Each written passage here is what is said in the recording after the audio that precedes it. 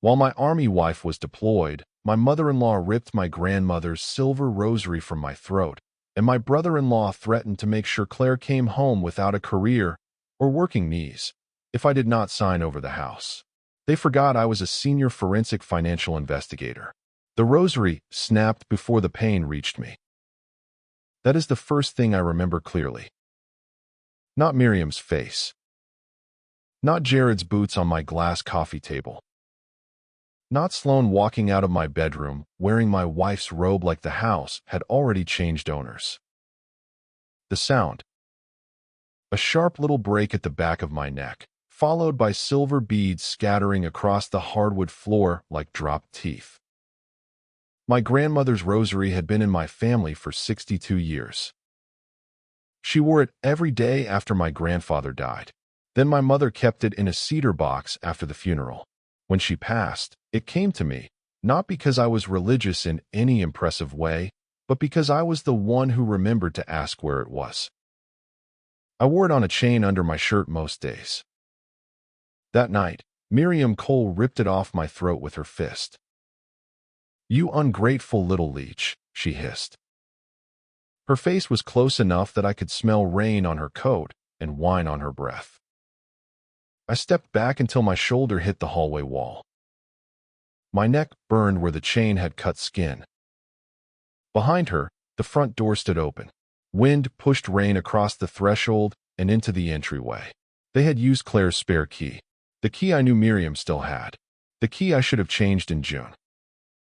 Jared laughed from the living room. He was 35, broad through the shoulders, loud in the way men get when they have mistaken volume for authority their entire lives. His muddy work boots were planted on my glass coffee table, the one Claire and I bought secondhand the week after we moved in. "Look at him," Jared said. Big forensic guy, shaking in his own hallway. I let my hands tremble. That was not difficult. The trick was making them tremble for the reason they expected. A bedroom door clicked. Sloan came out wearing Claire's navy silk robe.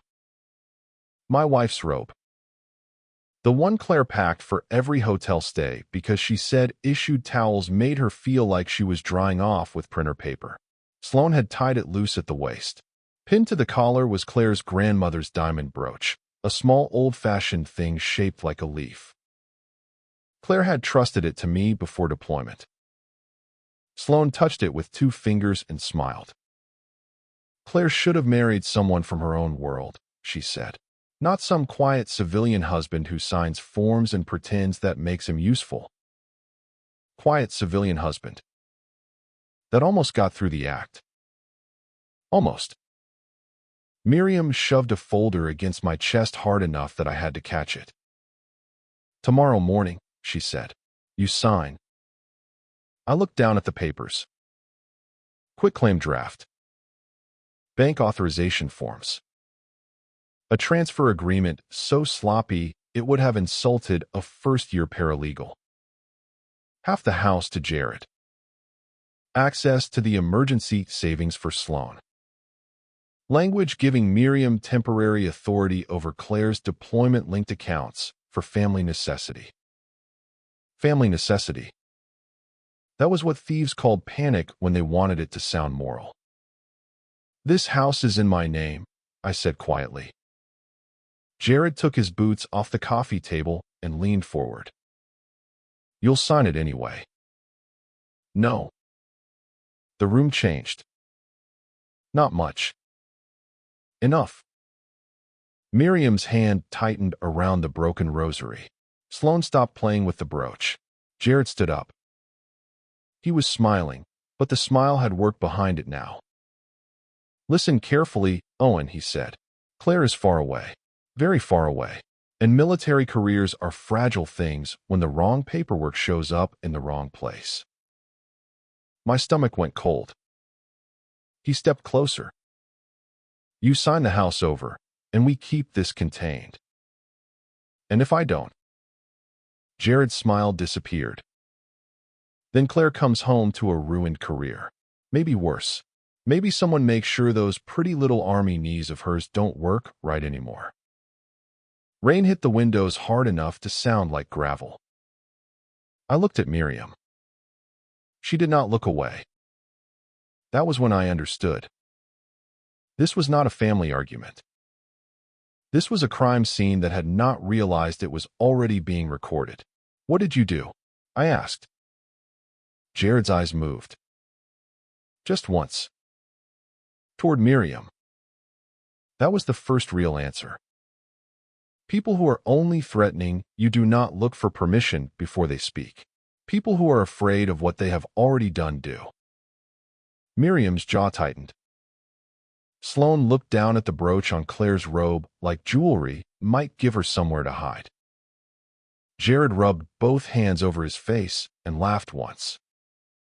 No humor in it. Just pressure leaking through a crack. You want the truth, Owen? I asked for it. You don't want it. That usually means I do. His face changed then. The swagger slipped, not all the way, but enough for me to see the man underneath it. Tired, cornered, sweating through a shirt he had probably put on 10 minutes before driving over here to threaten me in my own living room. I used Claire's military ID. The room went still. I kept my face blank. And her service number, he added. Miriam closed her eyes. There it was. Not greed. Not anymore. Fraud. What for? I asked. Jared looked at me like I was being deliberately stupid. A loan. From a bank. His mouth twisted. Not exactly. Thunder rolled somewhere far enough away to sound like the sky clearing its throat. I waited. That was one of the first things forensic work taught me. Silence is not empty. Silence is an invoice people eventually pay because they cannot stand the balance. Jared broke first. Delgado operation, he said. They front money through military allotment lenders. They don't send polite letters when you miss payments. How much? He swallowed. The number came out smaller than his voice had been all night. 340,000. Sloane made a sound. Miriam whispered his name like she had not known the exact figure, only the disaster. I looked at the folder in my hand. And you thought my house would cover it. It has to cover it. No. Jared stepped close enough that I could smell damp leather and panic. You don't understand who these people are. I'm beginning to. They have Claire's name, her ID, her service number. They can bury her career before she gets home. Security clearance, command review, fraud inquiry, all of it. His voice dropped. And if paperwork doesn't scare her, people can wait outside a base gate. I felt the sentence enter my body. Not as fear. As evidence. Jared leaned in. So sign the house over before your wife pays for what I owe. Jared wanted me afraid. That was the mistake. Fear makes people noisy if they do not know how to handle it. They explain too much. They reach for insults. They overplay the hand because intimidation feels like control when no one has challenged it yet. I let my breathing stay uneven. I let my hand shake around the folder. I let Miriam see the man she expected to see. Quiet, cornered, smaller without his deployed wife standing beside him. Then Jared lifted his phone. Say that again, he said. Tell me you won't sign. Let's get you on record acting unstable. He tapped the screen. Recording. Miriam smiled like the room had finally become useful. Sloane took one step closer, still wearing Claire's robe, still touching the brooch like she had earned the right to handle anything in this house. You want a recording? I asked. My voice changed. Not louder. Flatter. That was enough. Jared's smile paused. I stopped shaking. All at once. His eyes noticed before his mouth did. "Let's make it worth saving," I said. I looked at him first.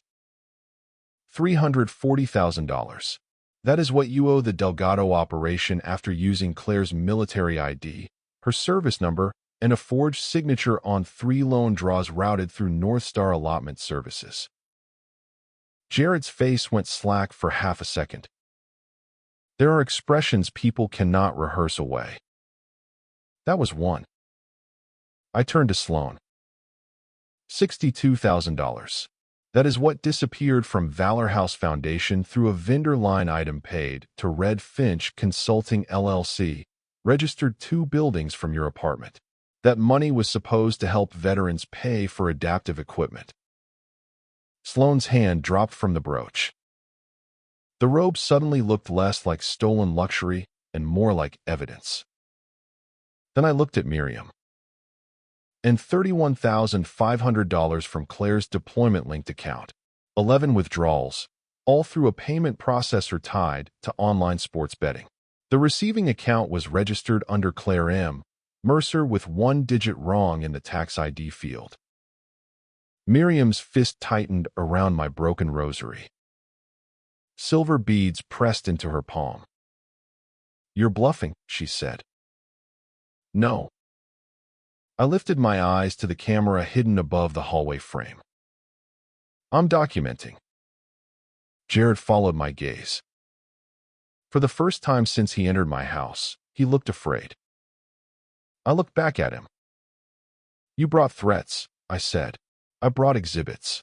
I need to explain what I do for a living, because Miriam Cole had spent years reducing it to paperwork." That was her word. Paperwork. As if fraud announces itself with a mask and a crowbar instead of a memo line, a vendor code, a duplicate invoice, or a signature that hesitates where a real hand would move cleanly. My name is Owen Mercer. I am 38 years old, and for the last 7 years I have worked as a senior forensic financial investigator at Halden and Rowe Forensic Advisory. Companies call people like me when money disappears, but nobody wants to say theft yet. Banks call when loan files do not match income trails. Insurance groups call when claims begin to look rehearsed. Nonprofits call too late, usually after someone trusted has spent months turning donor money into personal comfort and leaving the books just clean enough that honest people blame themselves before they blame the person stealing from them. My job is to follow what people think they hid. Wire transfers. Payment processors. Vendor shells. Forged authorizations. Procurement fraud. Payroll ghosts. Loan documents signed by hands trying to imitate someone else's confidence. I do not kick down doors. I do not chase people through parking lots. Most days, I sit quietly with 6 screens, bad coffee, and a spreadsheet so ugly it would make a normal person close the laptop and choose a different profession. That was why they missed me. People like Jared noticed the man who yells back. Miriam noticed the man with money, rank, or family name. Sloan noticed whoever could be useful to her for a photograph. None of them noticed the quiet man at dinner who remembered dates, amounts, expressions, and the exact second someone looked away before answering a simple question. That was always my advantage. I had learned early that people underestimate quiet men in a different way than they underestimate quiet women. They assume we are passive, soft, domesticated, safe. They think silence means weakness. In my line of work, silence is how you hear the money move. And for 3 months, I had been listening to theirs. I met Claire Mercer at a fundraiser for veteran housing, which sounds cleaner than it was. The event had bad chicken, weak coffee, and a silent auction table full of things nobody wanted, but everyone pretended to admire because the cause mattered. Claire was standing near a display board about transitional apartments for injured service members, correcting a donor who had used the word charity 3 times in one sentence. It's not charity, she said. It's infrastructure. People can't rebuild their lives if they don't have somewhere safe to sleep. That was the first thing I liked about her. Not her uniform, though she wore it well. Not the way people naturally made space when she walked through a room. It was the fact that she corrected someone powerful without making a performance out of it. Claire was an Army logistics officer then. Captain. Precise. Calm. The kind of woman who could pack a vehicle, brief a colonel, and remember the name of the volunteer pouring water in the corner. We married 2 years later in a courthouse with 13 guests. My mother cried. Claire laughed because the clerk mispronounced her middle name. Miriam didn't either. She stood in a cream suit with her mouth held in a polite line and looked at me like I was an administrative error her daughter had signed by mistake. She never said outright that Claire should have married military. She was too controlled for that. But she said everything around it. Claire needs someone who understands her world. Deployments are hard on civilian spouses. Owen seems very comfortable letting her be the strong one. Jared called me desk husband after 2 beers at Thanksgiving. Sloan once asked if I felt insecure being married to a woman who actually served. I told her no. That annoyed her more than an argument would have. The funny thing was that the Coles were not operating from some higher level. Miriam talked like old money, but her mortgage had nearly gone under twice. Jared leased trucks he could not afford. Sloan dressed like a lifestyle brand financed by late payments. But families like that survive on image. And I had made the mistake of not looking impressive enough to them. Claire saw me. That should have been enough. For a while, I let it be. The first red flag was not dramatic. It was $5,200. That was how most financial crimes began in my experience. Not with a villain laughing in a dark room, but with a number small enough that a tired person could explain it away. I saw it on a Wednesday night, 3 months before Miriam came through my front door with Claire's spare key. Claire had been deployed for 11 weeks. I had power of attorney while she was overseas, the same way we had set up everything before she left, because military marriages require paperwork in places civilian couples do not think about until something breaks. Mortgage. Insurance. Vehicle registration. Medical authorization. Deployment-linked account access.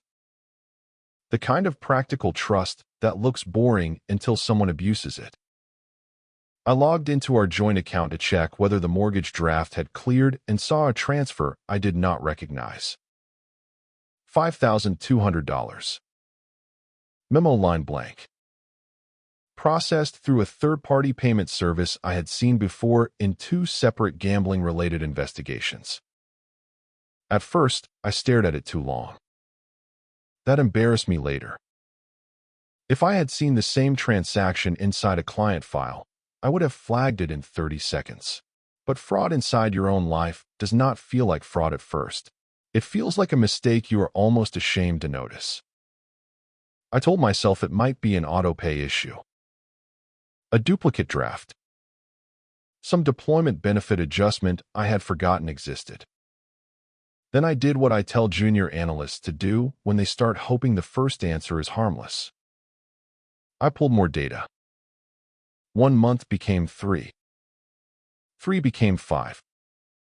By midnight, I had 11 withdrawals spread across Claire's deployment-linked account and our joint reserve account. Total, $31,500. The payments were not identical. That mattered. Identical payments look automated. These look managed. $2,800. $3,600. $1,950. $4,400. Enough variation to feel human. Enough spacing to avoid obvious panic. All routed through the same payment processor, the one tied to betting sites that hide behind clean merchant labels until you know where to look. The receiving account was registered under a name that looked almost right at a glance. Claire M. Mercer. But the tax ID was off by one digit. The recovery email pointed to an address created 6 months earlier. The phone number attached to the account had once appeared on a family group text under Miriam's name. I sat back from the laptop and looked across the kitchen. Claire's deployment photo was still magnet to the refrigerator. Her smile was tired in it, one hand raised like she had been caught mid-wave before boarding transport. I remember thinking, very clearly, not her. Not Claire. Then, immediately after. Then who? I exported the statements. Saved the PDFs. Printed a working copy. Labeled the folder account loop 1. That was not paranoia. That was procedure. And once I gave it a label, I stopped being a husband trying to explain away a bad feeling. I became an investigator with a first exhibit. I tested Miriam the following Sunday. Not directly. Direct questions make guilty people rehearse faster. Claire's family did Sunday dinner twice a month at Miriam's house, whether anyone wanted to or not. She called it tradition, but it felt more like attendance being taken. Jared came late, Sloan came overdressed, and I came because Claire still believed her family was difficult, not dangerous. Dinner was pot roast, too much salt, and Miriam asking me if I had been keeping busy while Claire was gone. The way she said it made busy sound like a hobby for men without real responsibilities. I waited until halfway through the meal, after Jared had taken his third beer from the fridge and Sloan had finished explaining a work gala like she had personally saved every veteran in North Carolina. Then I said, lightly, Miriam, did you ever help Claire set up any automatic payments before deployment? Her fork stopped. Not slowed. Stopped. The room felt it before anyone spoke. I kept my face mild. I'm just trying to clean up some account labels. There are a few transfers I don't recognize. Miriam placed her fork down with careful precision. I would never touch my daughter's money. I didn't say you did. You implied it. Jared looked at his plate. That was useful. Sloan reached for Miriam's hand like I had just accused her mother of murder in front of witnesses. After everything this family has done for you, Miriam said, voice tightening, you sit at my table and suggest I steal from my own child? I asked about bill pay. You asked like an outsider. There it was. The real category. Not husband. Not family. Outsider. I apologized because apology was cheaper than showing her what I had. Miriam accepted it like royalty granting mercy. Jared did not look up once. I drove home with the radio off, replaying her reaction more than her words. The numbers had concerned me. That dinner confirmed them. The second red flag came through a credit monitoring alert at 6:17 on a Monday morning. I was making coffee. The kind of coffee you make when the house is too quiet and your wife is 8 time zones away. So you fill the silence with routine, because routine at least has edges. My phone buzzed on the counter. Hard inquiry detected. Applicant, Claire M. Mercer. Lender, North Star Allotment Services. I stood there with one hand on the mug and the other on the phone, reading the alert twice. Claire had not applied for credit. She could not have applied for credit. She was deployed, operating through limited communication windows, and every major financial decision between us had been discussed and documented before she left. I logged into the monitoring portal from my laptop, then pulled the inquiry report. North Star Allotment Services called itself a military-friendly lender, which was usually the first warning. Companies that truly serve military families do not need to wrap themselves in flags before showing you the interest rate. The inquiry led to a loan packet. The first draw was $45,000. Then a second. Then a third. By the time fees, penalties, rolling interest, and what they politely labeled service adjustments attached themselves to the balance, the amount was no longer a loan. It was a trap. Projected payoff, $340,000. I downloaded the documents and started where I always start. Names. Dates. Device stamps. IP history. Signature blocks. The name was Claire's. The service number was Claire's. The military ID scan was Claire's, or close enough to pass through a lender that preferred speed over verification. But the signature was not hers. I knew Claire's signature the way a husband knows small private things. The pressure at the start of the C, the hard angle in the M, the way she crossed her T too late because she wrote faster than her hand liked. This signature tried to look confident. It failed. There were hesitation marks before the last name. Tiny breaks in pressure where the pen had slowed, corrected, then committed. Someone had practiced the shape, but not the movement. Forged signatures do not usually look messy. They look careful. That is what gives them away. I stared at the signature for a long time, then printed 3 copies. One clean. One marked. One for the folder I had stopped pretending was temporary. Account loop 2. I should have called Claire that day. Part of me wanted to. But there are things you do not throw at a deployed spouse through a delayed line when you only have fragments and suspicion. Not if you love them.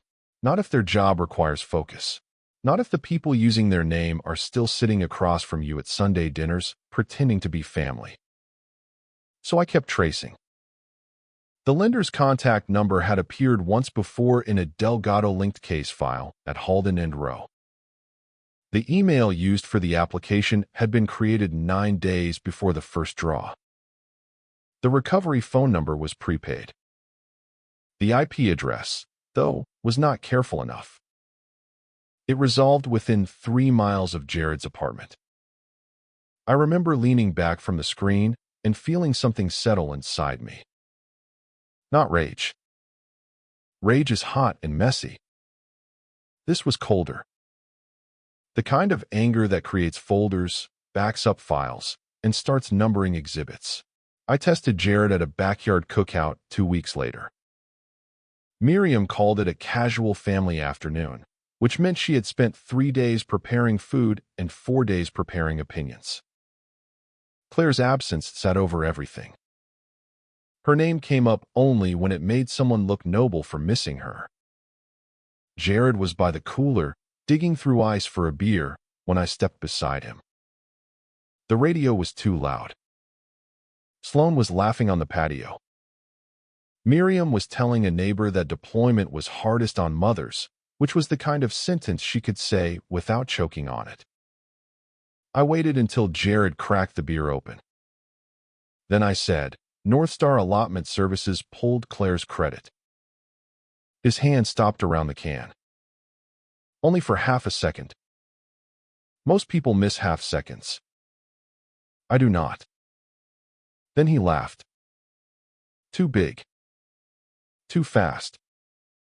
Man, those companies mess stuff up all the time, he said. Probably a clerical error. Maybe. Claire's military. Her information is everywhere. Bases, paperwork, insurance. Stuff gets crossed. That happened to you often? His eyes flicked to mine. There it was again. Calculation hiding under confidence. No, he said. I'm just saying don't make it bigger than it is. I haven't decided how big it is. He smiled, but the smile did not reach anything useful. I'll look into it, he said. That was the line people use when they need you to stop looking. Appreciate it. He clapped my shoulder hard enough to test whether I would flinch. I did not.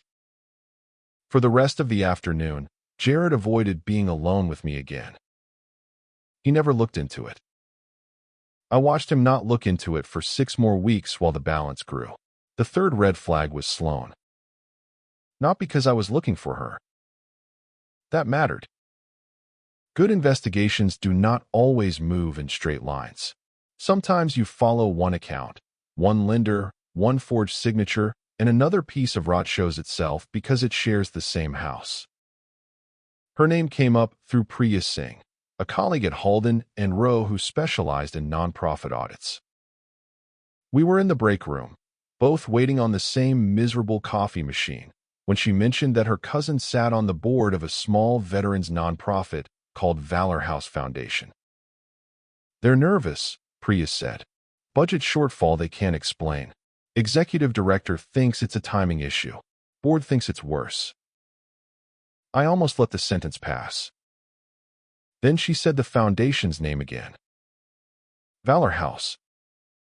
Sloan had started there 10 months earlier as an administrative coordinator. I knew because Miriam had spent an entire dinner praising it like Sloan had personally rebuilt the lives of wounded service members with her bare hands. She finally found meaningful work, Miriam had said, looking at me while she said meaningful, as if my work only counted because it came with a chair and a salary. Sloan's Instagram had changed around the same time. New handbags. A weekend in Miami. A rental cabin in Asheville with captions about healing. Restaurant checks that did not match a nonprofit admin coordinator's pay unless someone else was paying for them. I asked Priya for nothing confidential. That was important. I pulled only what anyone could legally access. Public filings. Form 990s. Vendor summaries. Board disclosures. Most people think public documents are clean because they are public. That is not true. Public documents are where lazy thieves hide things they assume no one will read. Valor House had a vendor line that had not existed the prior year. Community Mobility Outreach. Vague name. Clean enough logo. No website that made sense. 7 months of payments. Total, $62,000. I traced the LLC registration. The mailing address was a rented mailbox. The organizer address was more useful. It sat 2 buildings down from Sloan's apartment complex. The contact email had her initials in it. Not enough by itself. Enough to keep going. I cross-checked payment dates against Sloan's public posts because vanity is often better time-stamped than accounting. 2 days after a $9,800 vendor payment, she posted a designer bag on her passenger seat. The week after a $12,400 payment, Miami. A caption about finally choosing myself. The foundation's mission statement sat open on my second monitor while I built the timeline. Adaptive equipment. Mobility support. Emergency assistance for veterans waiting on prosthetics approvals. I had seen ugly theft before. Payroll fraud. Insurance fraud. Quiet executives stealing from companies that could absorb the hit and still keep the lights on. But stealing from a fund meant to help people walk, work, drive, and live inside bodies already changed by service hit differently. I printed the public filings. Then the LLC registration. Then the payment schedule. I added it to a new folder. Account loop 3. And for the first time since Claire deployed, I had to stand up from my desk and walk outside before I trusted myself to speak to anyone. I brought Sloan up with Miriam the next Sunday. Carefully. That was how you had to handle that family if you wanted the truth to show its outline without warning it first. We were in her kitchen after dinner. Jared was outside pretending to fix something on his truck. Sloane was in the living room taking photos of dessert she had not helped make. I dried a plate and said, "Sloane seems to be doing well at Valor House." Miriam did not answer right away. She took the plate from my hand and placed it in the cabinet with a little too much force. "She is finally getting her life together," she said. "I'm glad." "No, you're not." I looked at her. Miriam turned, eyes already sharp. "You can't stand it, can you? Claire is deployed and respected. Sloane is building a career. Jared has opportunities. And you're just sitting in that house, waiting for my daughter to come home and make you feel important again." There it was. The move. A reasonable question turned into a character defect. "I asked about her job," I said. "You asked because you're jealous." I nodded once. "Not agreement." Storage. People reveal the family system when they defend it too hard. In Miriam's house, every question became betrayal if the answer might cost them something. The voicemail came 9 days after that dinner. Blocked number. 11:47 p.m. I remember the time because I had just finished labeling the Valor House documents and was standing in the kitchen with the refrigerator door open, not looking for food so much as a reason to stop thinking. My phone vibrated on the counter. No caller ID. I let it go to voicemail. That was habit. Unknown numbers can wait.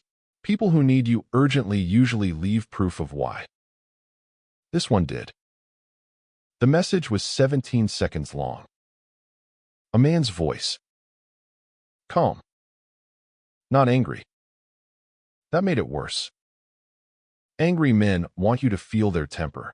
Calm men want you to understand they do not need temper to reach you. "Mr. Mercer," he said, "make sure the paperwork on the house gets signed. For Claire's sake." That was it. No threat stated cleanly enough to frame on a wall. No name. No instructions beyond the one I had already heard from Jared. Just my wife's name placed carefully at the end like a knife set down on a table. I played it twice. Then a third time with my laptop open. Then I stopped, because after the fourth replay you are no longer gathering information. You are letting fear rehearse. I saved the audio file. Exported it. Backed it up. Then I ran the number through the skip tracing database Halden and Rowe licensed for client investigations. Block numbers are not magic. They are curtains, sometimes cheap ones. The return was indirect, but useful.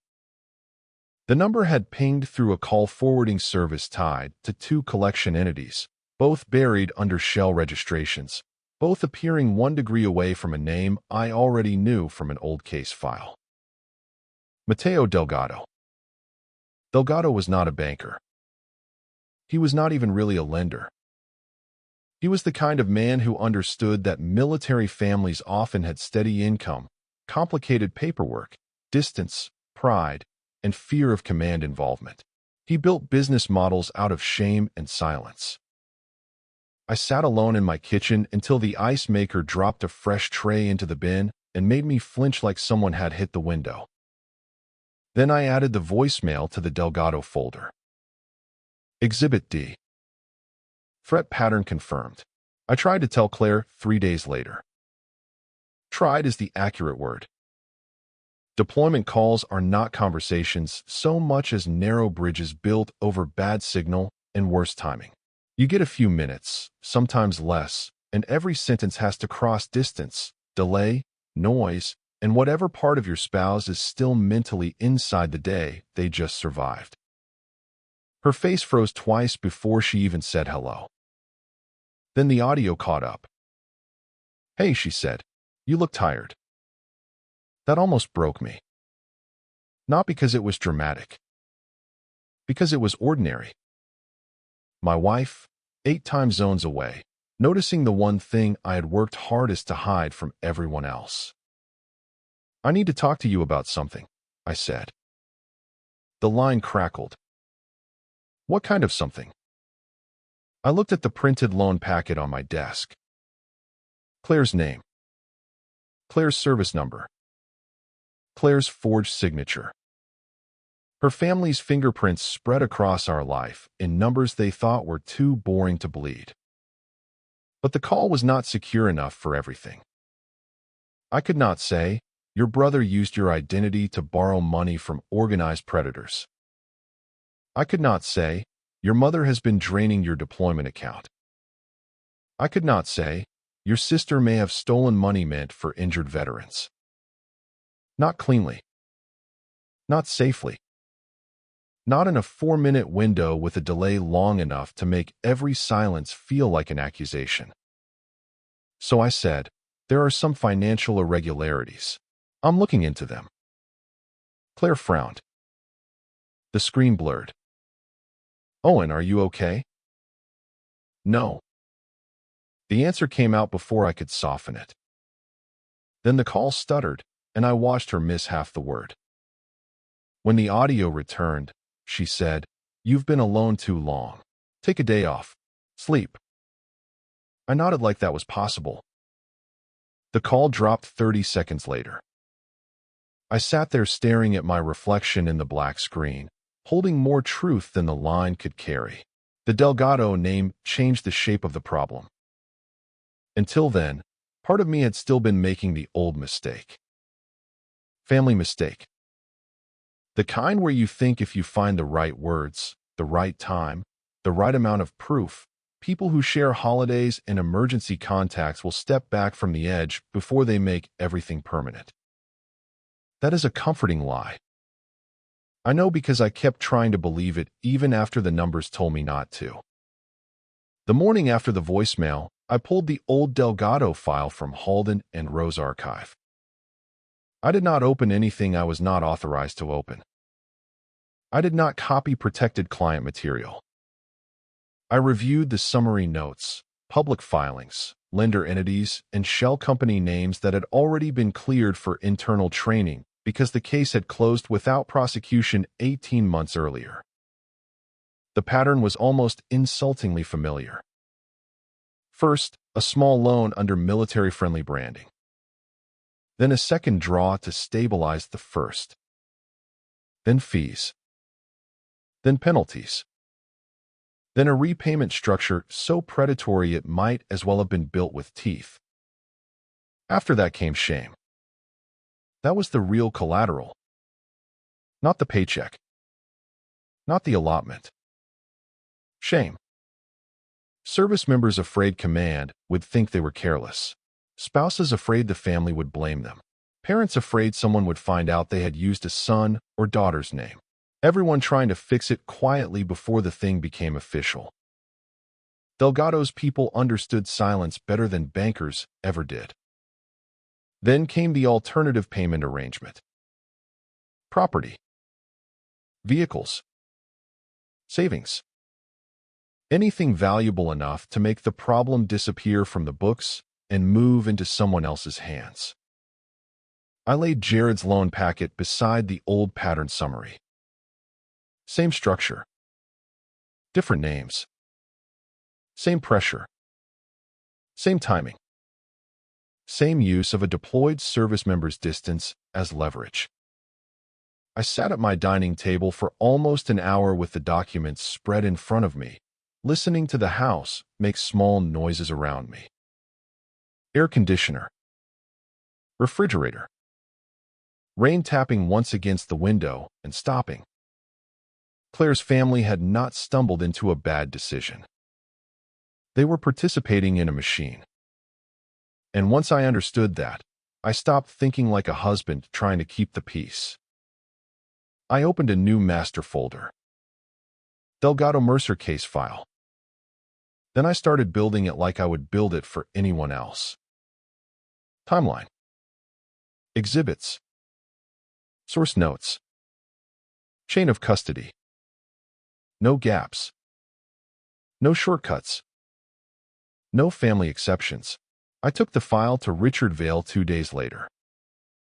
Richard was the managing partner at Halden & Rowe, 61 years old, 26 years in forensic accounting, and one of the few men I knew who could make the word receipt sound like evidence before anyone had committed a crime. He did not like drama. That was why I trusted him. Drama makes people careless. Richard preferred documents, timestamps, and silence long enough for the truth to become uncomfortable. I walked into his office with a folder under one arm and a flash drive in my pocket. He looked up from his monitor. That face usually means the spreadsheet won. Not this time. I closed the door. For 40 minutes, I explained it from the beginning. The deployment account withdrawals. The North Star loan packet. The forged signature. The Valor House vendor line. The voicemail. The Delgado pattern. Richard did not interrupt once. He took notes on a yellow legal pad because he hated laptops in first conversations. Said people type too much when they should be listening. When I finished, he sat back and removed his glasses. "This is good work," he said. I said nothing. Because there was always a second sentence. It is also a conflict of interest so bright I could read by it.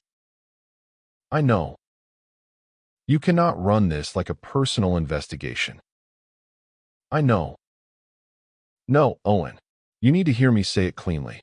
If this goes where it appears to be going, defense counsel will try to make you look like an angry husband building a revenge file against his wife's family. My jaw tightened. Richard saw it. That does not mean they will be right.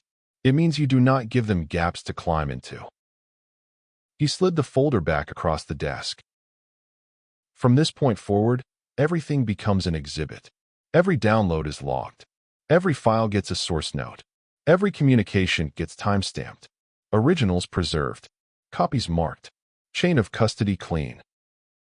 He pointed at the flash drive. And you are not the final authority on your own pain. That one landed. I nodded. Richard's voice softened by half an inch. You did the right thing bringing it here before you brought it to a dinner table. I almost didn't. I know. He opened a new folder on his desk and wrote across the tab in block letters.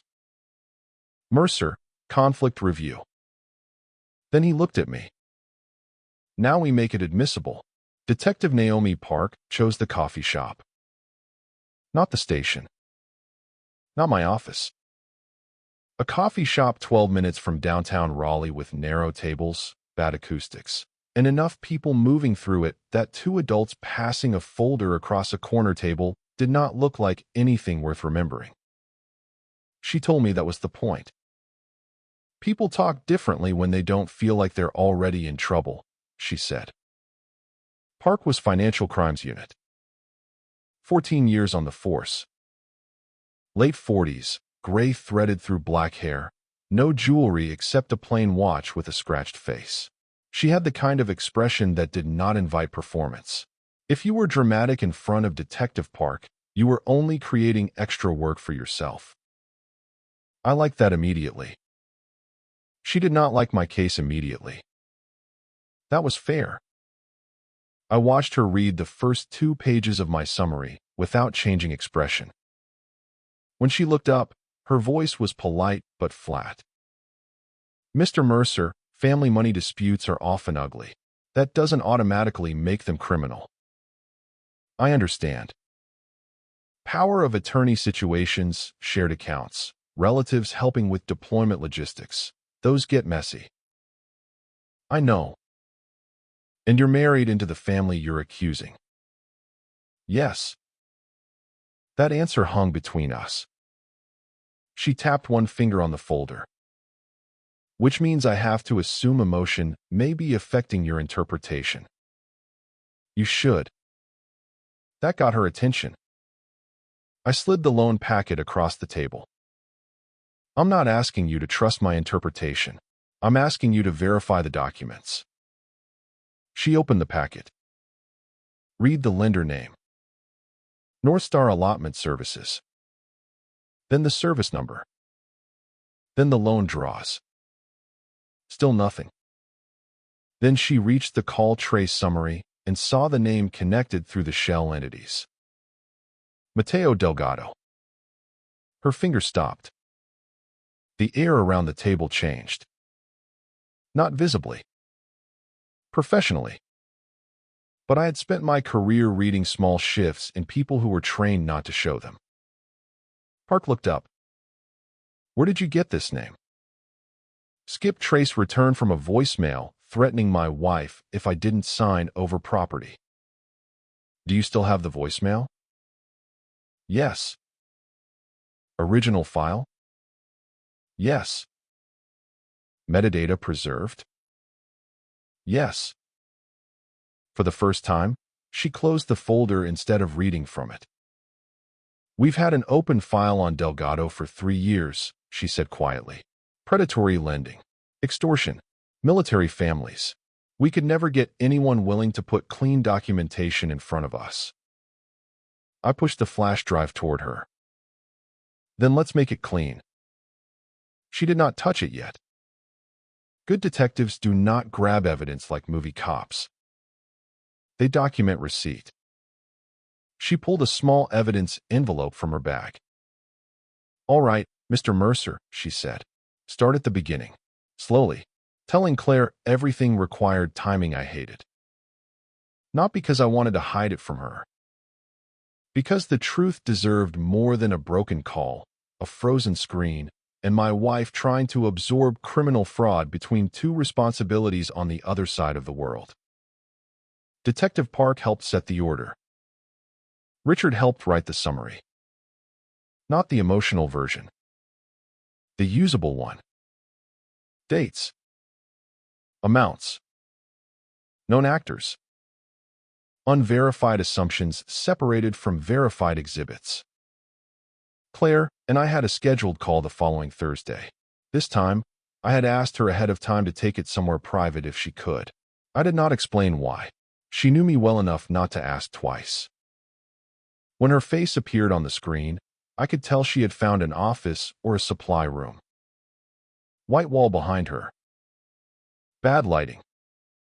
Door closed. Owen, she said, tell me. So I did. Not gently. Cleanly. Your deployment-linked account was accessed. Your service number was used.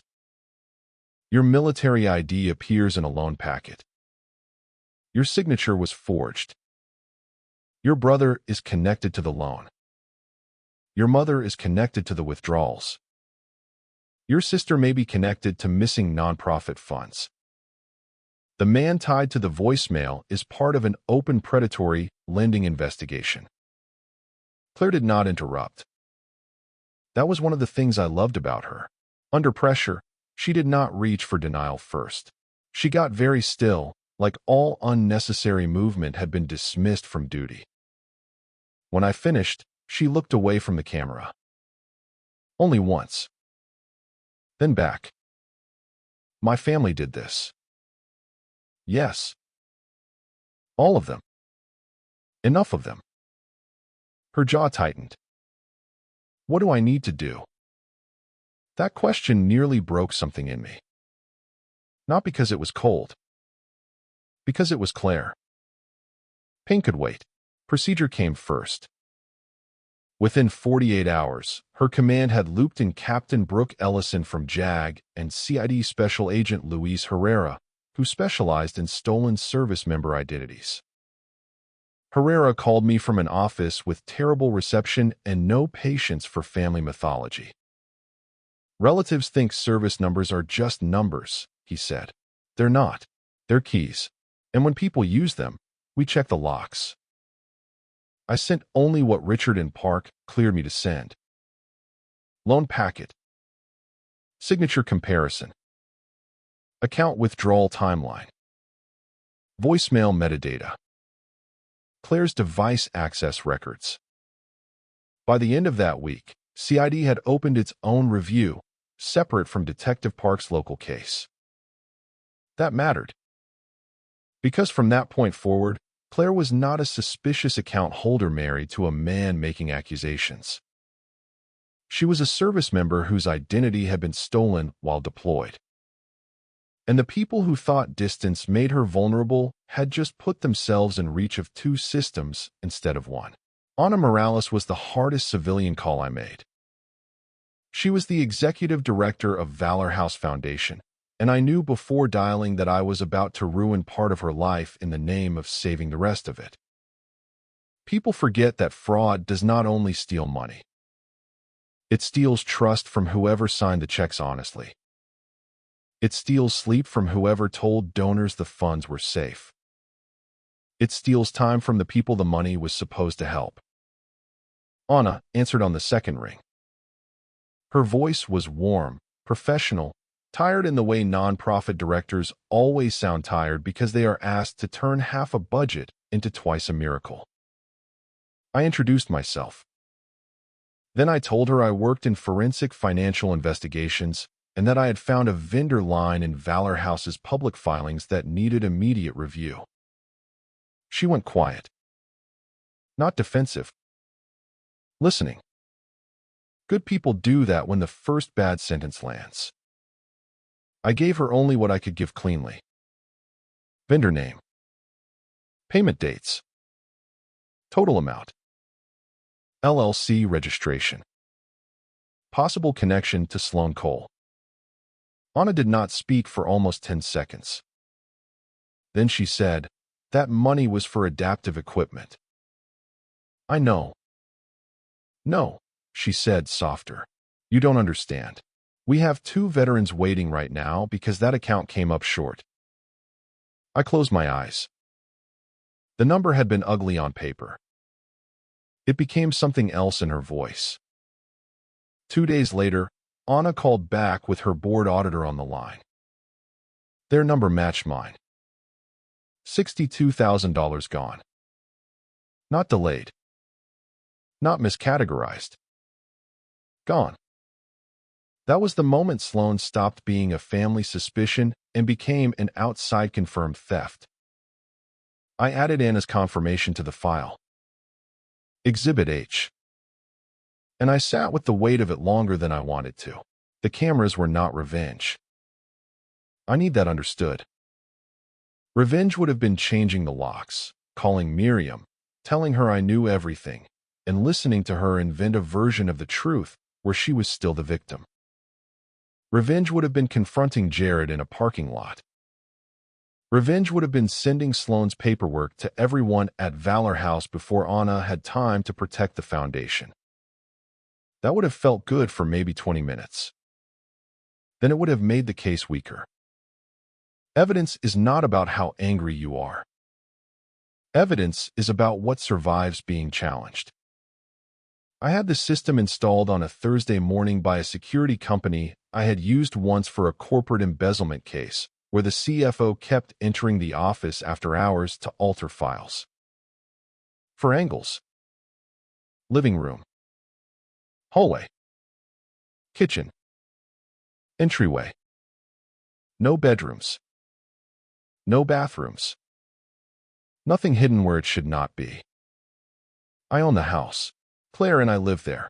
The cameras covered common areas and access points, the same way a normal home security system would. The difference was storage. Local drive in the hall closet. Automatic cloud upload to an account only I controlled. 2-factor authentication.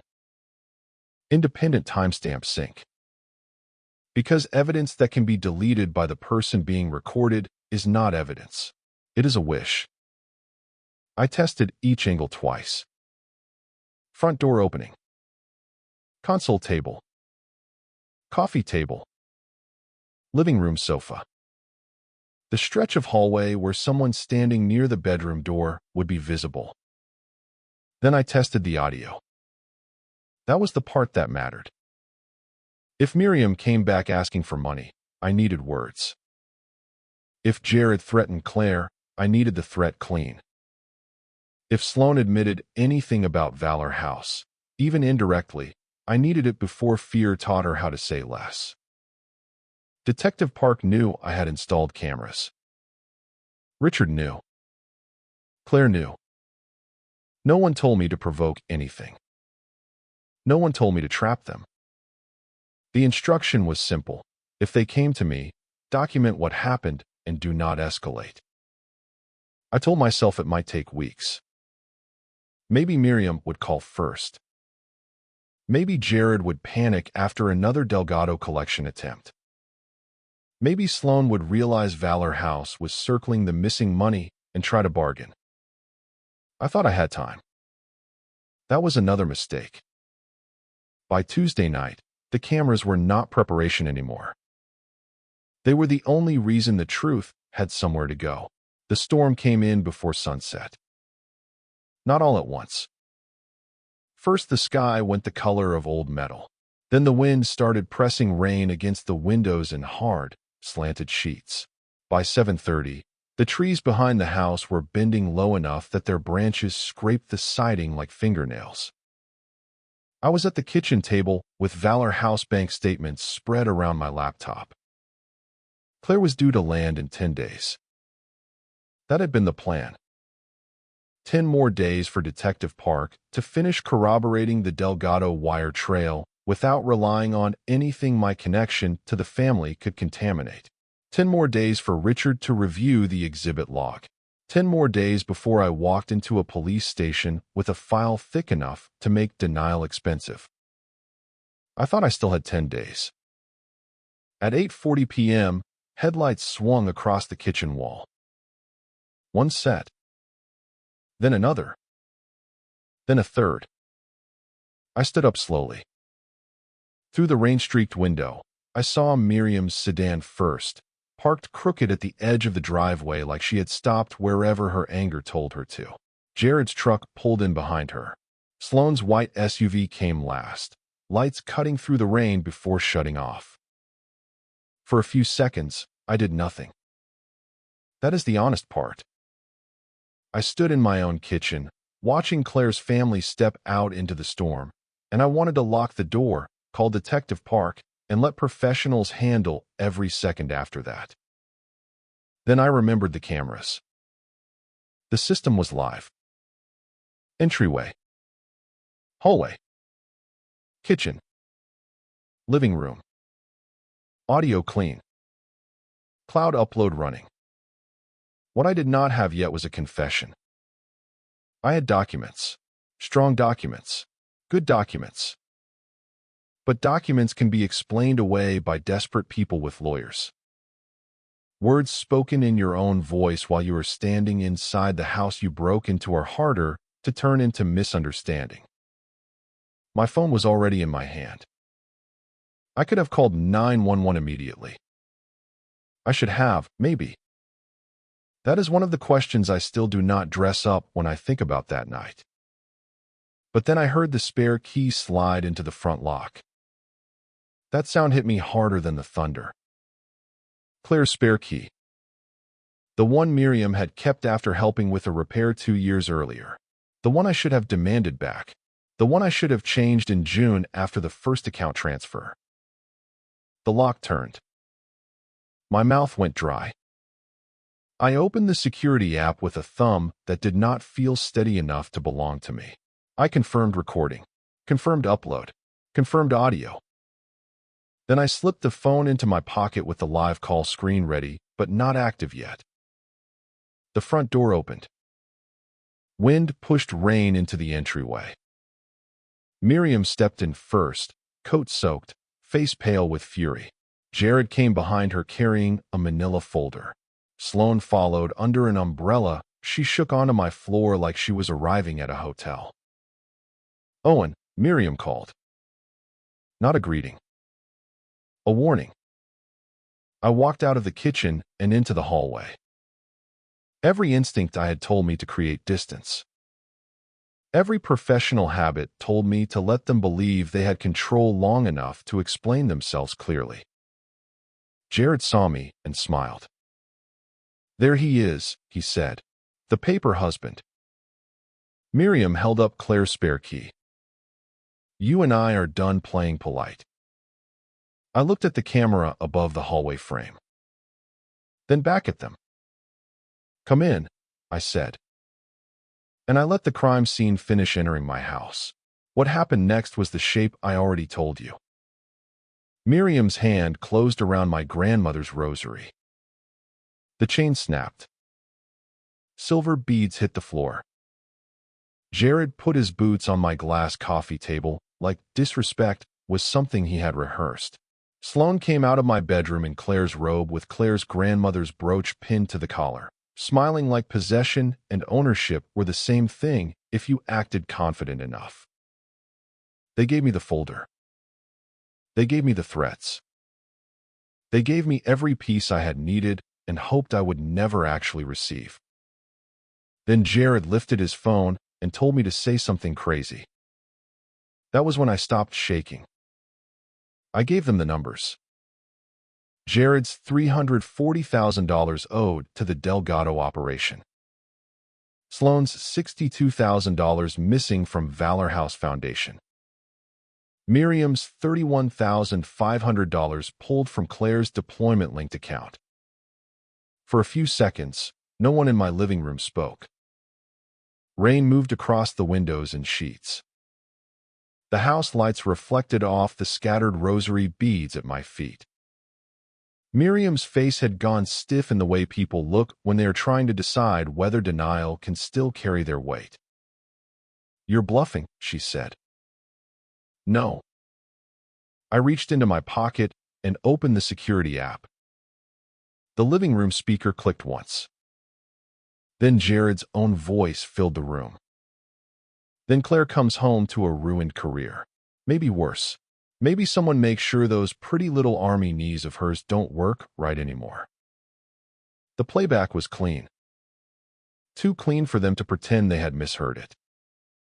Jared turned toward the speaker like it had betrayed him. Another angle came up on the television automatically because I had set the system to mirror flagged clips to the living room screen. Entryway camera. Hallway camera. Kitchen camera. Living room camera. For different views of the same crime walking itself into my house and speaking in complete sentences. Sloane whispered, "You recorded us?" "You broke into my house," I said. "I documented it." Miriam looked at the camera above the hallway frame, then at the one near the entryway, then at the television. Her voice changed. "Owen, we are family." That word came out too late to be useful. Jared stepped toward me. "You set us up." "No," I said. "I gave a microphone to your arrogance." His jaw flexed. I kept my voice even because anger would have given him somewhere to point. Threats against a deployed service member, identity theft, forged loan documents, extortion, assault, theft, all time-stamped, all uploaded, all preserved. Miriam's eyes moved to the folder. Then the floor. Then my neck. I think that was when she finally saw the red line where the chain had cut me. Not as injury. As evidence. "Please," she said, "do not show Claire." I took out my phone. The screen was not on the camera app. It was a live call. Timer, 34:27. Miriam's mouth opened. No sound came out. "I didn't show her," I said. "You did." From the speaker, through a thin overseas delay, my wife's voice came through. "Owen," Claire said, quiet and clear. "Step away from them." For half a second, everyone thought Claire was still 8 time zones away. I did too. That was the part one had not been told, not fully. I had known her command was moving things. I had known JAG and CD were involved. I had known Detective Park wanted the call active if Miriam or Jared showed up before the case was ready. But I had not known Claire's emergency leave had been approved early. I had not known she had landed that afternoon. I had not known the delay in her voice was not distance overseas anymore. It was storm interference and a phone held inside an unmarked car parked 2 houses down. "Owen," Claire said again through the speaker. "Step away from them." Jared looked toward the front door. That was when the deadbolt turned. Not the spare key. The deadbolt. The one only Claire and I had codes for. Rain swept into the entryway when the door opened. Claire stood there in dress uniform, soaked dark at the shoulders, hair pulled back too tightly, face completely still. Behind her were Detective Naomi Park and 2 armed MPs, both wet from the storm and both looking like they had no interest in anyone's family explanation. Miriam made a sound I had never heard from her before. Small. Almost young. Claire. Claire did not answer her mother. Her eyes moved through the room with military precision and personal horror fighting for space behind them. Jared near the coffee table. Sloane in her robe. Miriam with my broken rosary still trapped in her fist. The folder on the console. The television still showing 4 camera angles. Then Claire looked at me. At the red mark across my throat. At the beads scattered around my shoes. At the thin line of blood where the chain had cut skin. Something changed in her face then. Not weakness. Not tears. Worse for the people in that room. Clarity. Detective Park stepped in first. "Nobody leaves," she said. One MP moved toward Jared. The other stayed near the entryway, close enough to Claire that everyone understood this was not a family visit anymore. Sloane took 1 step backward. Claire finally spoke. "I heard everything." No one moved. Not Jared. Not Miriam. Not Sloane. Even the rain seemed quieter for that 1 second. Miriam tried to lift her hand toward Claire. "Sweetheart, you have to understand." Claire looked at the rosary in her mother's fist. "Drop it." Miriam blinked. "Claire." "Drop it." The beads hit the floor one by one. Silver against hardwood. Small sounds. Final sounds. Claire stepped inside and closed the door behind her. The house that her family had entered like prey was waiting inside, had become something else while they were talking. A scene. A record. A room full of witnesses. And for the first time all night, Jared looked at my wife and understood she had not come home to be protected from the truth. She had come home carrying it. The room did not explode. That surprised me at the time. I think some part of me expected screaming, crying, furniture moving, the kind of dramatic collapse people imagine when a family finally gets caught inside its own lie. Instead, everything broke quietly first. Miriam stared at the rosary beads on the floor as if she could still pick them up and make the last 20 minutes disappear. Sloane pulled Claire's robe tighter around herself, which only made it worse. She looked like a burglar trying to hide inside the thing she had stolen. Jared kept looking from Detective Park to the MPs to the cameras, calculating exits. Claire saw him do it. So did I. So did Park. That was the problem with being recorded from 4 angles. Every instinct became evidence. Miriam recovered first. People like her usually do. "This is a misunderstanding," she said. Her voice had changed into the one she used at church functions and medical offices. Soft, injured, respectable. "Claire, sweetheart, this has gotten out of hand. Owen has been alone too long. He has filled your head with $31,500, Claire said. Miriam stopped. Claire took 1 step toward her mother. 11 withdrawals. From my deployment-linked account, routed through a betting processor to an account tied to your phone number. Miriam's face twitched. That is not. Don't. One word. Not loud. It shut the room down anyway. Claire turned to Sloan. $62,000 from Valor House Foundation. Money meant for adaptive equipment. Owen found the vendor shell. Ana Morales has already confirmed the shortfall with her board auditor. Sloane's mouth opened. No sound came out. Then Claire looked at Jared. I had seen my wife angry before. This was different. Anger burns outward. This was contained, compressed, useful. And you, she said. You used my military ID, my service number, my name. You forged my signature on loan documents and handed my identity to predators who target military families. Jared's face hardened. You don't know what they would have done. Claire's eyes did not move. I know what you did. That was when Jared ran out of performance. He turned fast and moved toward the back hallway. The MP near the entryway crossed the room in 3 steps and placed one hand flat against Jared's chest. Not a punch.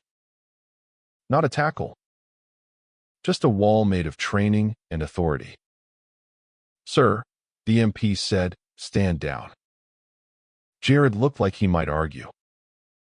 Then he looked at the sidearm. He stood down. Men like Jared often do when the person in front of them is not the person they chose to threaten. Detective Park opened the evidence envelope on the console table and removed a printed rights card. Jared Cole, she said, you are being detained in connection with an investigation involving identity theft, forgery, wire fraud, and extortion. The time on the wall clock was 9:14 p.m. I remember because I looked at it right then, absurdly, like part of me wanted proof that nights like this still happened inside normal minutes. Park read him his rights in my entryway while rain tapped against the door behind Claire. Jared stared at the floor. Miriam whispered his name. Claire did not. Park finished and looked at him. Do you understand these rights as I have read them to you? Jared swallowed. Yes. Good. Then Park glanced toward Claire. CID will handle the service number misuse separately. This part starts here. And for the first time that night, the house felt less like something being invaded and more like something being taken back. Sloan was not arrested that night. That bothered Claire more than she admitted. I could see it in the way her eyes followed her sister while Detective Park separated everyone into different rooms for statements. Sloan sat at the far end of the sofa, still in Claire's robe, arms wrapped around herself, brooch removed and placed in an evidence bag on the console table. She looked small. Not innocent. Small. There is a difference. Detective Park explained it quietly while another officer photographed the living room. Embezzlement moves slower, she said. Paperwork before handcuffs, especially with a nonprofit. We need the foundation's formal report, bank confirmations, board documentation, vendor records, all of it. Claire nodded once. Military nod. The kind that means the answer has been received, even if it has not been accepted emotionally. Sloan heard enough to start crying. Not loud. Not the dramatic kind. The controlled kind people use when they hope tears can become context. I didn't mean for it to get that bad, she whispered. Ana Morales had 2 veterans waiting on equipment because of that money. I said nothing. Claire said less. Sometimes silence is the only thing you can give a person without giving them forgiveness by accident. Valor House filed its formal report the next morning. 5 weeks later, Sloan Cole was charged with felony theft tied to the vendor payments routed through Red Finch Consulting. By then, the board auditor had matched the missing $62,000 to the same shell Owen Mercer had flagged before anyone in that family knew I was watching. She lost her job the same day. Miriam's case moved differently. That night, there was my neck. There was the broken rosary. There was the spare key. There was the folder demanding signatures on property and bank access. And there were the deployment account withdrawals, already tied through CAD's review to devices and accounts she controlled. Park did not arrest Miriam in my living room. That was not mercy. That was procedure. But she was charged later with assault and theft related to the rosary, and a separate financial count tied to the $31,500 pulled from Claire's deployment-linked account once Special Agent Herrera's team finished confirming the routing. Miriam called Claire 14 times in the first 48 hours. Then she called from blocked numbers. Then she called from a neighbor's phone. Every message started differently and ended in the same place. I am your mother. You are destroying this family. Owen has turned you against us.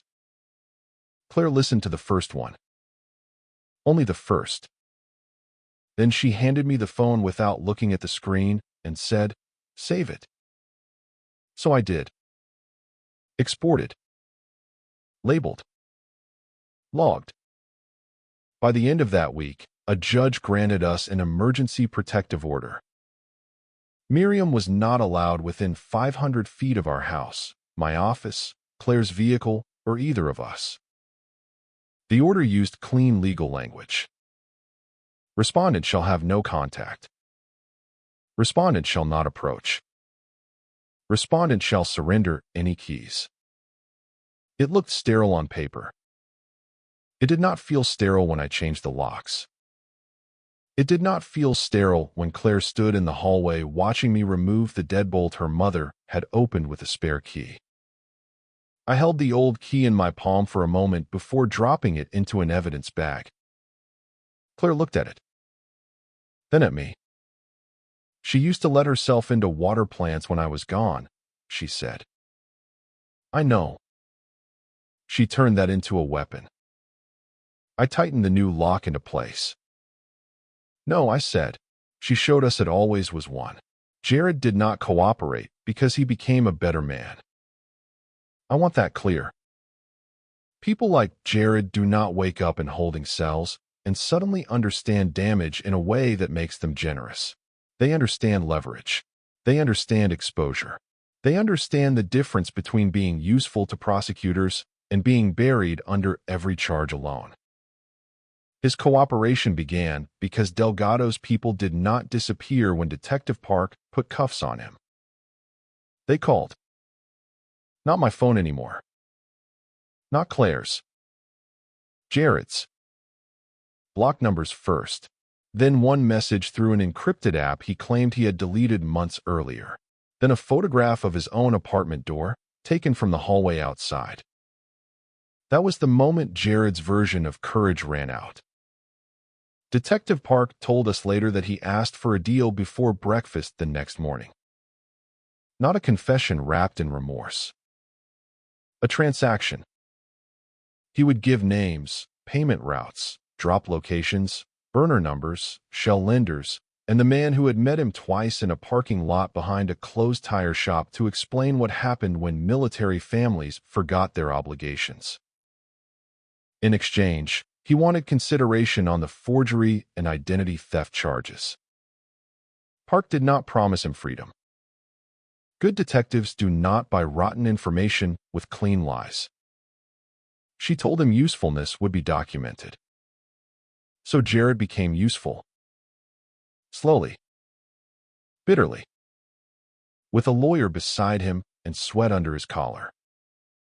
He gave Detective Park enough to reopen 2 stalled cases involving service members who had been too ashamed to report what happened before their accounts were stripped and their vehicles disappeared.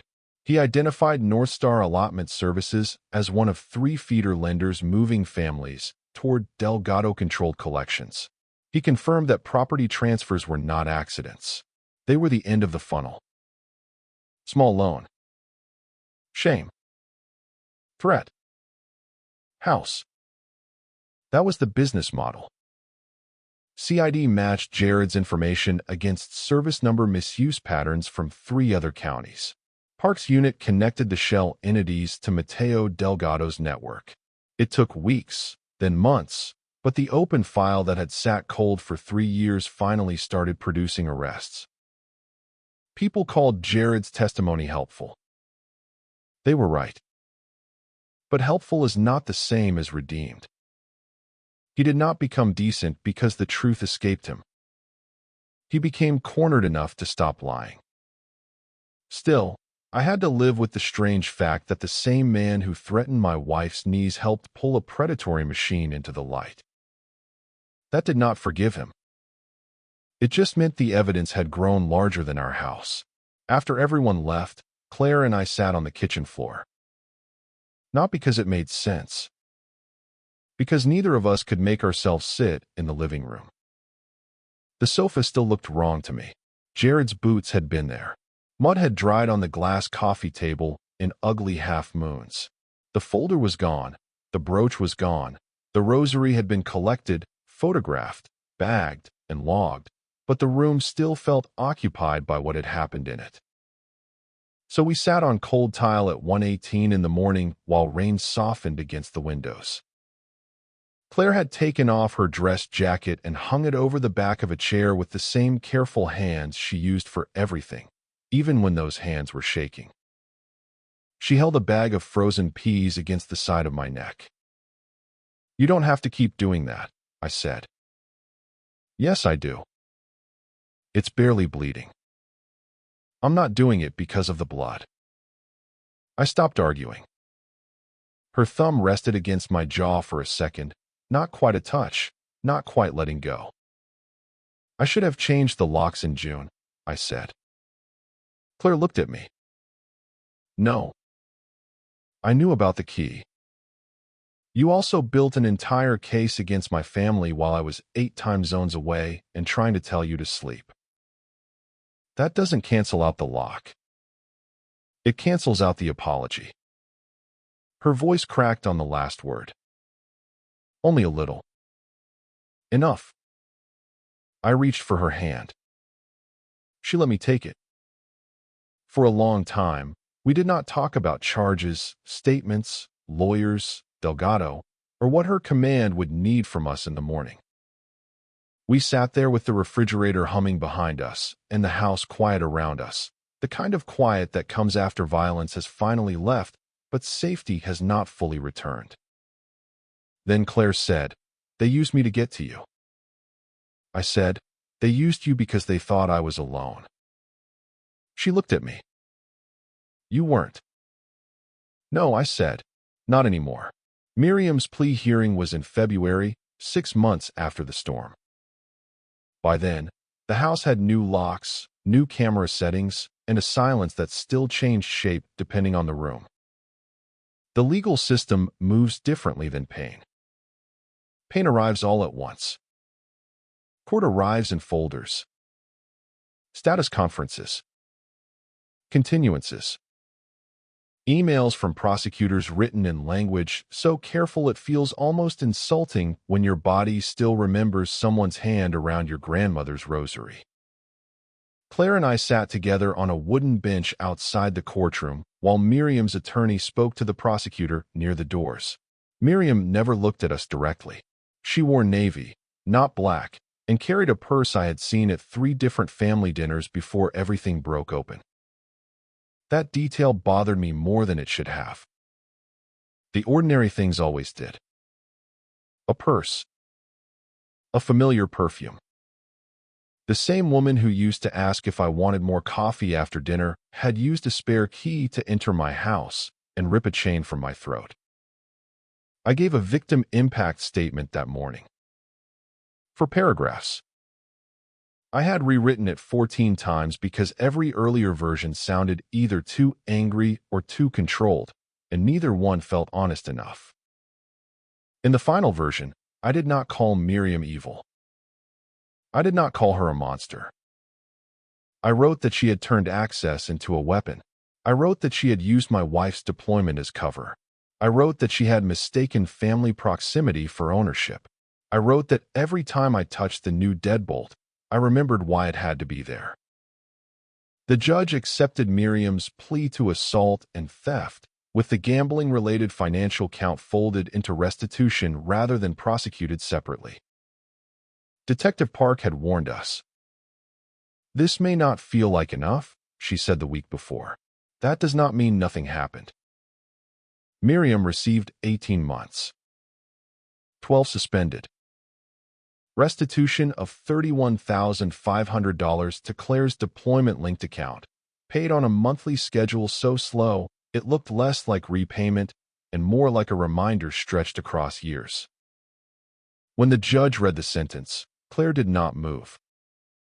Not even her hands. Afterward, Miriam turned once, as if she might speak to her daughter. Claire looked past her. That was the answer. Jared's hearing came in March. Different courtroom. Different tone. His cooperation agreement made everything uglier and more useful at the same time. He pled guilty to forgery and identity theft, with federal coordination on the broader Delgado case shaping the final recommendation. His attorney leaned hard on the fact that Jared had assisted investigators once threatened by the same operation he had helped feed. I watched him stand there in a shirt too large at the collar, looking smaller than he had ever looked in my living room. For years, possibility of earlier release tied to continued cooperation. Restitution tied to the loan principal, though Detective Park told me privately that recovery in Delgado-related cases was often more theory than outcome. Money moves fast when criminals know the floor is shifting. Jared did not look at me when the sentence came down. I was grateful for that. There are apologies that only exist to make the person saying them feel less surrounded by what they did. I did not need one. Sloane's case was the last. April. Local news picked it up under a headline about a breach of trust at a veterans charity. No mention of me. No mention of Claire by name. The prosecutor's office arranged that without making a performance of it, a kindness I still remember. Sloane pled guilty to felony theft connected to the Red Finch consulting payments. 2 years. Suspended to probation. Full restitution to Valor House Foundation under a payment structure designed not to bankrupt her immediately, because courts care about getting money back more than satisfying the shape of anyone's rage. I did not attend that hearing. Claire did. She said Sloane cried the whole time. I asked if it helped. Claire took a long time to answer. No, she said, but I think it was real. That was the problem with all of it. Some parts were real. The fear. The greed. The damage. The shame afterward. Even the tears. Real did not mean repaired. By the end of spring, the court records looked clean enough for a stranger to understand in 5 minutes. Miriam, assault, theft, restitution. Jared, forgery, identity theft, cooperation. Sloane, felony theft, probation, restitution. 3 names. 3 outcomes. A family reduced to docket entries and payment schedules. People think justice feels like a door slamming. Sometimes it feels like a clerk stamping paper while you sit beside the person you love and realize the law can punish what happened without ever fully touching what it cost. Claire's command cleared her within 3 weeks. That sounds fast until you understand how much of the work had already been done before the official review began. CID had the loan packet. Detective Park had the Delgado connection. Richard had the exhibit log. Special Agent Herrera called it clean. That was his word. Clean. The signatures are forged, he said. The withdrawals did not originate from Captain Mercer's devices. The lender packet used compromised identifying information. She is the victim here, not a suspect. I heard Claire exhale on the other end of the call. Not loudly. Claire never did anything loudly when it mattered. But I knew the sound. It was the sound of a woman who had spent weeks holding her career, her clearance, her name, and her family history in the same lockjaw, finally allowing 1 inch of air back into her body. The military does not treat identity theft casually, especially not when it happens to a deployed officer. Especially not when the theft involves relatives who thought service numbers were just convenient strings of digits instead of keys attached to a real person's future.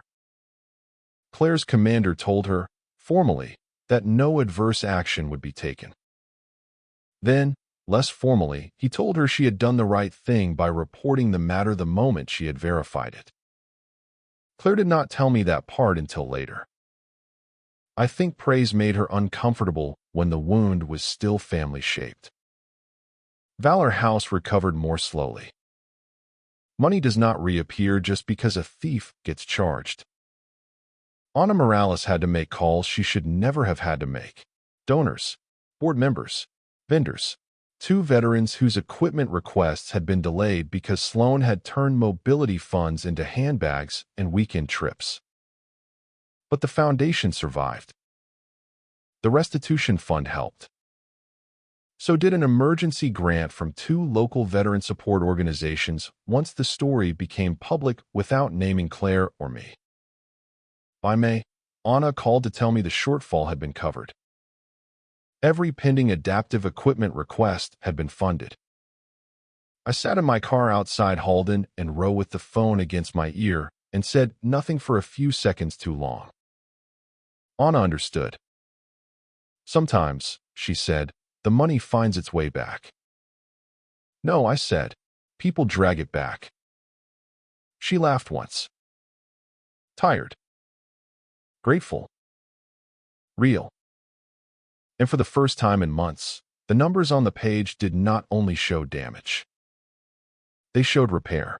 Ana asked me to join Valor House's Financial Oversight Committee in June.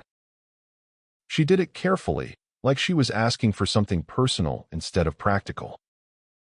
I know this is close to what happened, she said. So if the answer is no, I understand. I was standing in my office, looking out at a parking lot full of people leaving work like the day had not split anyone open. I thought about saying no. Not because I did not care. Because caring had already cost more than I knew how to measure cleanly. Then I thought about the 2 veterans who had waited on equipment while Sloan treated donor money like a private account with better branding. I thought about Claire sitting on our kitchen floor in her dress uniform, holding frozen peas against my neck. I thought about Miriam calling family a shield while using access like a weapon. And I thought about the first thing fraud always steals before the money is even counted. Trust. So I said yes. We go line by line. Vendor names. Payment dates. Approvals. Receipts. Bank confirmations. No one gets offended when I ask for backup documentation. That was one of my conditions. If a question can insult the system is too fragile. Claire came with me the first month and sat quietly in the back, out of uniform, drinking coffee from a paper cup. She did not say much. She did not need to. I looked down at the ledger in front of me. Doors are easy, I said. It's the quiet accounts you have to watch. He laughed. Claire smiled. Not fully. Enough. Some stories do not end with everyone healed. Some end with better locks, cleaner books, and the right people finally paying attention.